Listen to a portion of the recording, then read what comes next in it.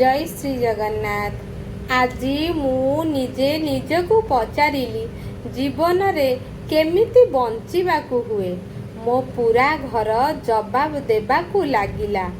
छात कहिला उच्चा भावना रख, पंखा कहिला मुंड ठंडा रख, घंटा कहिला समयर सम्मान कर, कैलेंडर कहिला समय सहित चाल, पर्स कहिला भविष्यत पाई बंचाओ, आईना कहिला निजे निजकु देख, कांथ कहिला बोझ अन्य मानंकु बांट।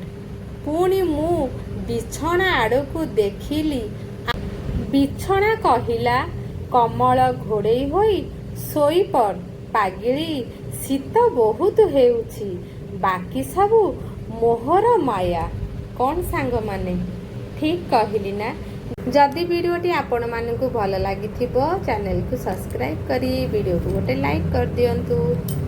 जय श्री जगन्नाथ।